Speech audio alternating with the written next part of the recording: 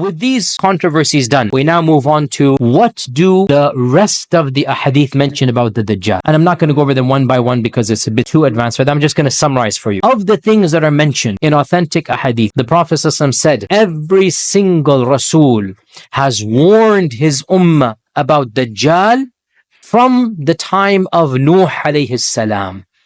And I too shall warn you about the Dajjal. Now, this is actually very interesting for us as Muslims. Why?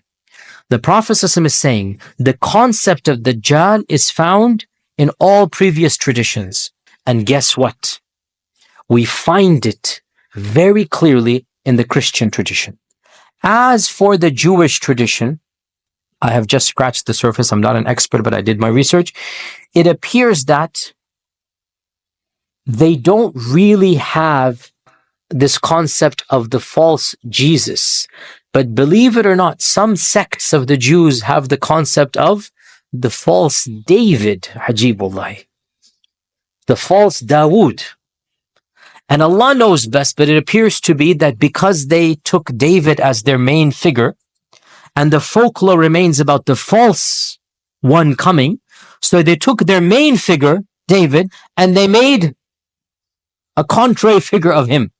There shall be a false king, David, and Allah knows best. And this is a small segment of the Yahud. And by the way, the vast majority of modern Jews, they have abandoned these types of tales. They no longer believe in this anyway, as you know.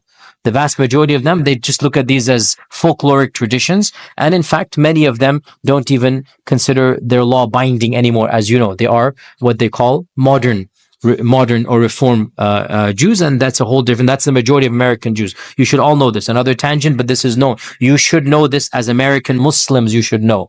There are three main firqas of Jews in America. Number one, that's the smallest. You want to begin with the smallest? No problem. Orthodox. This is the smallest, maybe 10 to 15%. And they are the strictest, and they are the literalists, and they want the ones who you can, and they have many firaq as well, and they have the Hasidics and whatnot. Number two is conservative, maybe around 20-25%, the next larger. But the majority are, number three, reform. And reform, essentially, there is no aqeedah they have to believe in at all, and there is no sharia they have to follow. They are more of a civilization. So what I'm saying, one group says the false King David. This is one group of the Orthodox. Very, very, very small percentage. Majority of them, these are just folklore tales they don't care about. It's gone. But my point is interesting here. The concept of the false Messiah or the false David is there amongst one group. Where did it come from? The Prophet ﷺ said, every prophet warned. So we believe the Prophet Musa would have warned. We believe this. That remained. And it was then taken by some group and converted this way. As for mainstream Christians, Baptist Christians, evangelical Christians, most mainline Protestant Christians, they firmly believe in the figure of the Antichrist. They call him the Antichrist. And they believe in this thing called the beast. And they say the symbol of the beast is 666. So these are interesting for us as Muslims. Now, you have two ways of looking at it. If you're a complete secular atheist who doesn't believe in God and whatnot, you say, oh, look at these religions. Their folklore is the same. Their mythology is the same. The Antichrist, 666, the beast, whatnot. Or you can flip it around exactly and say the very fact that two different civilizations and two different faith traditions that have no causal relationship with one another are saying the exact same thing means there must be a common origin, and that is Allah subhanahu wa ta'ala. You see, you can look at the two exact same things and then figure out what you want to do. Same thing goes for the Great Flood. Again, a bit of a tangent, but again, this is all interesting stuff. Do you know, my dear brothers and sisters, that every single civilization in the world has the myth of a great flood? The native Indians in this land, they have a myth of a great flood that took place once upon a time. The Aborigines in Australia, and they are the most disconnected of humanity. For 20,000 years, they lived separate from the rest of humanity until Cook discovered them in 1753 when he, did the coast of Australia, and he discovered them. For 20,000 years, the Aborigines were cut off from the rest of mankind. And guess what? They have the myth of a great flood. The Bible has the great flood. The Quran has the flood, right? The origin stories of ancient Babylon have the great flood. Now, what is the secular skeptic say? Look at these mythologies, they're all the same. You can flip it around 180 and say what? Why do all of these civilizations have a great flood myth? Because there was a great flood. And all of these are coming from the great flood. You see what I'm saying here, right? Yani the glass is half full, half empty. The same thing can be flipped around, and rather than deny faith, you can say, but it makes sense, therefore. How could the Aborigines and the native Indians both have the great flood myth? How is that even possible? Think about it. Now, true, the details are very different, right? But that's because when you pass a fact from one person to one person to one person, what happens, right? You can even try it at home. Get 10 people, right, to stand together and just do it. And you will be shocked at what you see. Even hadith narrators might find themselves to be weak. Wal'iyadu billah. Allah al-musta'an. Internal joke. So the notion that every single civilization, Judaism, Christianity, and Islam, it has some notion of an evil entity that shall deceive mankind towards the end of time. Isn't it interesting? Isn't it something that makes you think, right? And there are so many, these folkloric movies that are made by Hollywood, right? That, the Antichrist is going to come. There's many of these. It's in their psyche. It's in their civilization and culture. Rather than flip it around and say, mythology would say there is a common origin. So our Prophet ﷺ said, every prophet has warned his ummah about the Dajjal from the time of Nuh alayhi salam. He also told us that I shall tell you something that nobody has told before me.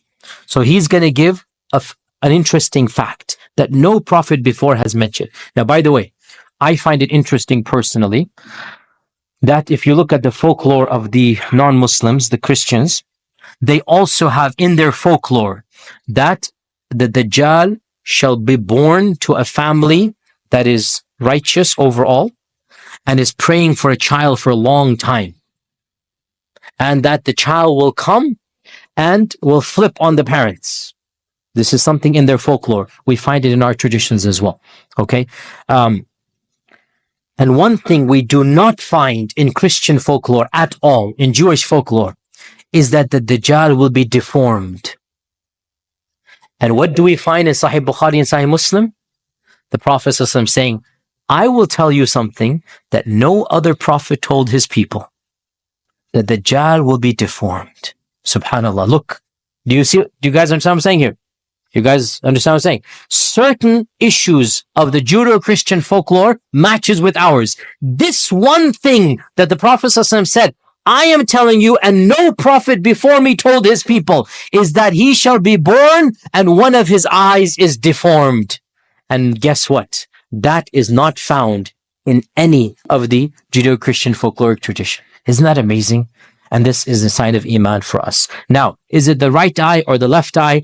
A huge controversy between our scholars, which is very little, not much of a, fruitful discussion for us. Some ulama say, both of his eyes are going to be, because I'll tell you what is the issue. Once again, authentic ahadith seem to potentially contradict.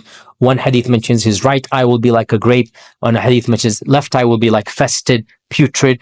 Does it mean that one of the narrators messed up and the Prophet either said right or left, and then, or does it mean both eyes are messed up? Allah knows best. Allah knows best. Some ulama try to make jama' and they say, but it appears to me, and Allah knows best, that one eye is going to be messed up and the other eye will be normal. So this is something the Prophet mentioned, that the one of the eyes will appear like a rotten grape. So a grape that you leave it for a while, it pops open, there's a brownish area, disgusting to look at. That will be the eye of Dajjal. So the Prophet is saying, recognize that man when you see him. That will be one eye that will be open and evil and putrid and festering and what disgusting. That is one of the sign of Dajjal. Another sign is that the Dajjal will appear like a young man. So he's not going to be an old person. He will appear like a young man. Yani 20, 30 years old. He's not going to be 50, 60, 70. His shakl, his facial features will be that of a young man. Another sign, the Prophet ﷺ mentioned that the Dajjal will have curly hair. So he's not going to have straight hair. He's going to have curly hair. Okay? You don't need to look at your fellow friends and measure him. Whatnot. Calm down, bro. Bismillah. Let us pray none of your friends are Dajjal, or else that makes you the supporter of Dajjal. So look at it that way. When you make fun of your friend as a potential Dajjal, you become the supporter of the potential Dajjal. So be careful who you make fun of. So another sign is that the hair is going to be curly. And one of the signs that we are all aware of, the Prophet ﷺ said, every Muslim with an ounce of Iman shall recognize the words kafir written on the forehead of Dajjal. Now, this sign is a sign of Iman. It is not a physical sign, because the kafir will see Dajjal and not see anything. Right? It is something that Allah will give to the believer. This is the eyes of the qalb, not the eyes of the heart, not the eyes of the physical eyes. So the mu'min will see the Dajjal and will see written on him kafir, and then to emphasize the point, the Prophet ﷺ spelled it out. Kafara will be written. Kafir will be written on his forehead. So this is something that is also authentically mentioned. As well, our Prophet ﷺ mentioned that the Dajjal shall travel the whole world, will visit every city. Now, when something mentions in the Quran everything or every city or every issue, some people want to interpret this literally, that every single small village shall be visited by Dajjal. We need to understand the word kullu in Arabic. We should know this as Arabic. The word kullu does not necessarily mean the English every. It can mean a lot of. It can mean a lot of. And it can mean every. You understand? So the word kull in Arabic does not necessarily mean every in English. It could also mean a lot of. And we know this from the Quran and Sunnah. Allah says in the Quran, تُدَمِّرُ كُلَّ شَيْءٍ بِأَمْرِ رَبِّهَا. The wind of Thamud destroyed everything. But it's not everything. Did the wind that was sent to Thamud destroy the rest of the world? But Allah says, كُلَّ شَيْءٍ. So the word kullu, and also وَمِن كُلِّ شَيْءٍ خَلَقْنَا زَوْجَيْنِ. This is one of those things that, if you some people leave Islam, the murtads, for the most trivial reasons, because their own ignorance doesn't understand the Quran. When they don't understand the Quran, they end up rejecting Islam. And I've read online one of the famous murtads who is rejecting Islam and making fun of it. He goes, look, the Quran says, وَمِن كُلِّ شَيْءٍ خَلَقْنَا زَوْجَيْنِ, and the amoeba is not zawjain. Because of this, he becomes kafir. And I say his mind is the size of an amoeba. That's why he became kafir. Doesn't know basic Arabic. When Allah says, وَمِن كُلِّ شَيْءٍ خَلَقْنَا زَوْجَيْنِ, it does not mean that every single species must be zawjain. It could mean the default is zawjain, and that is the reality. Doesn't mean that every single entity has to have zawjain. You can have asexual reproduction, which takes place in our world. See where I went from where to where, subhanAllah. So there's a very good question by our brother, that how, if we say, according to Shaykh Rashid Rida and others, if we say that the hadith of Tamim ad-Dari is not authentic, how did it happen? Did the Sahaba, astaghfirullah, mess up? We have to realize the average chain of narrators between Imam Muslim, Imam Bukhari, and the Prophet is 6 people. Don't jump right at the Sahaba. There's plenty of people in the middle where, and this is actually well known for those who study hadith, sometimes the 3rd, 4th narration, and this is very common, he might have heard something from someone, and when years go by, he assumes he heard it from a narrator of hadith, and he then projects it mistakenly. Mistakenly, he projects it to a hadith, and it's not a hadith. Okay? And this is the job of the more discerning scholars, to sift through. And that's why I said, do we even want to open this door? And I said the majority did not open this door, which is why they considered the hadith of Tamim to be authentic.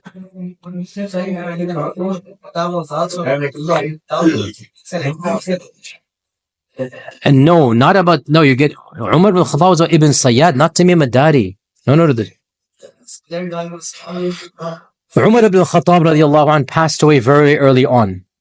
We do not know how much he was monitoring Ibn Sayyad towards the end of his life.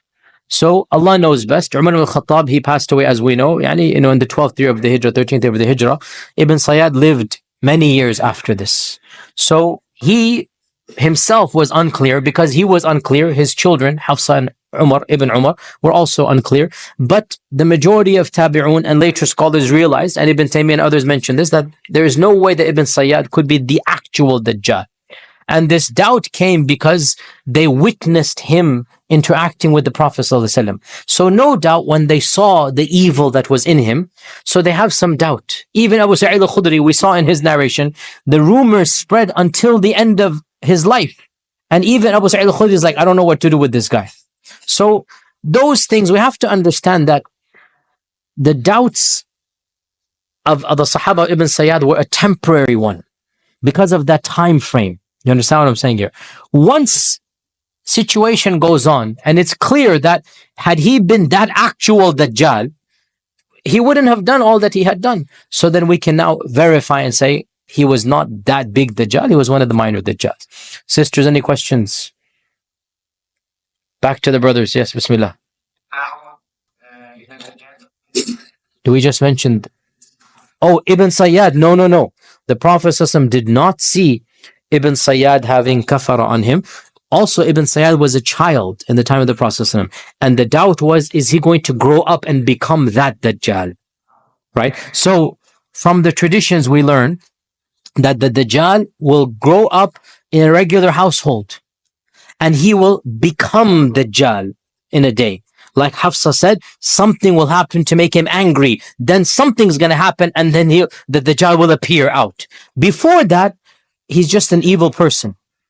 So this is the doubt. Was this Ibn Sayyad that evil person? No, the minor Dajjals are not going to have kafara and they're not going to have a'war. No. Why did they think?